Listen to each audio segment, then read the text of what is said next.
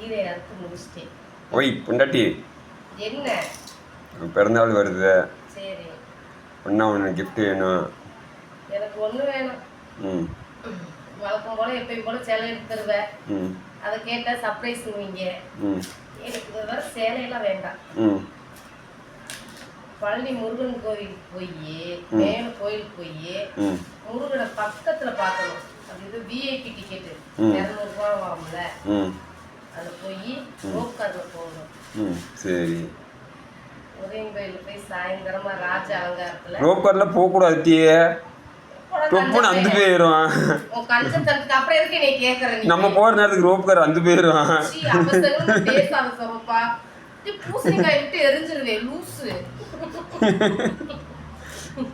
இல்லட்டியே எப்படியே நீ முடிச்சுட்டு வேற கல்யாணம் பண்ணிக்கலாம்னு நினைக்கிறியா? நம்ம போற நேரத்துக்கு ரோப் கார் அந்த போச்சுன்னா பாவம், உன்னை விட்டு என்னால இருக்க முடியாது டீ.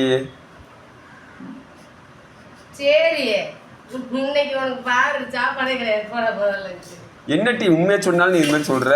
அப்புறம் எதுக்கு கேட்டேன்? கோயில் போலான்னு சொல்லி இந்த கோயில் ரோப் கார்ல கூட்டு போயிருக்கியா நீ? அதெல்லாம் வேண்டாம், மேலே செங்குத்தா போகணும். நம்ம நடந்து செங்குத்தா தானே மேலே போகிறோம். தசு புசுன்னு மேலே ஏறி இறங்கணும்னு மூச்சு வாங்குதியா? முருகனை தடி அவர் போய் பார்க்கணும்னா கஷ்டப்பட்டு தான் போய் ஆகணும். நம்ம கேட்கறதெல்லாம் அவர் தராருல்ல. வருஷம் பூரா தான் கஷ்டப்படுறோம். சரி, ஒரு நாளைக்கு கருண நாளைக்காவது ஜாலியா போய் அப்படியே சாமி கும்பிட்டு வரலாம் அப்படின்னு நினைச்சேன்.